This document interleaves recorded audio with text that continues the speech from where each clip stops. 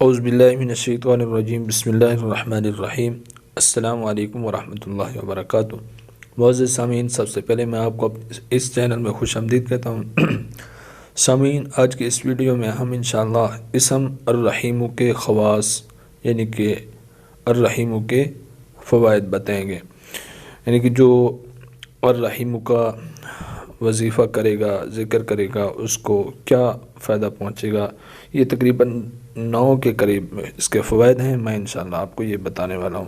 سامعین، وظیفہ شروع کرنے سے پہلے ایک ریکویسٹ کہ اگر آپ میں سے کسی بھائی نے ہمارے چینل کو سبسکرائب نہیں کیا تو ہمارے چینل کو سبسکرائب کر لیں، لائک کریں تاکہ آنے والی ہر ویڈیو آپ تک بر وقت پہنچتی رہے۔ اسم الرحیم کا جو وظیفہ ہے بہت آسان ہے، کوئی مشکل نہیں ہے، انشاءاللہ پڑھیں، آپ کو بہت فائدہ ہوگا۔ کیا فائدہ ہوگا، آئیے چلتے ہیں۔ الرحیم جل جلالہ، جو ہر روز 100 بار پڑھنے کا معمول بنائے اس سے اللہ تعالیٰ کی رحمت نصیب ہوتی ہے اور لوگوں کے قلوب اس کے لیے نرم ہو جاتے ہیں۔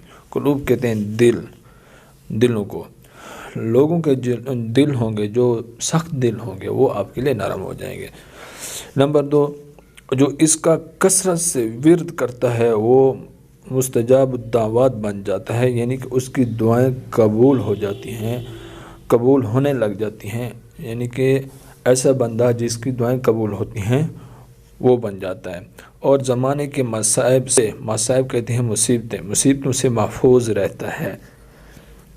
نمبر 3، جو کوئی ہر روز یہ اسم 500 بار پڑھے گا دولت پائے گا اور اللہ تعالیٰ کی مخلوق اس پر مہربان اور شفیق ہوگی۔ دولت کہتے ہیں مال و زر کو، تو اس کو 500 بار پڑھنے والا مال و مال ہو جائے گا۔ اور نمبر 4، جو اس اسم کو صبح کی نماز کے بعد 100 بار پڑھے گا اس پر اللہ تعالیٰ کی تمام مخلوق مہربان اور شفقت کرے گی۔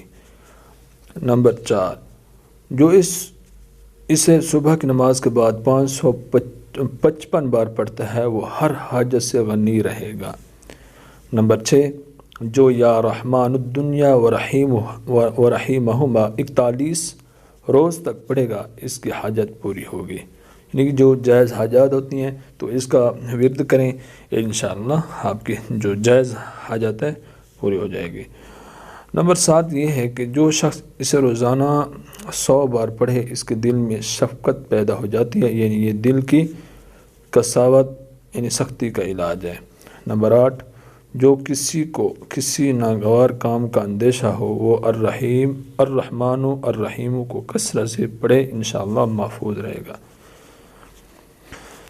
اور نمبر 9 یہ ہے اگر اسے لکھ کر پانی سے دھو کر پانی کسی درخت کی جڑ میں ڈالا جائے تو پھل میں برکت ہوتی ہے، یعنی کہ ایسے درخت جو پھل نہیں دیتے، کوئی محنت کے ساتھ درختوں کو لگاتا ہے پھر اس سے پھل حاصل نہیں ہوتا، تو یہ عمل کر لیں، انشاءاللہ پھل حاصل ہوگا۔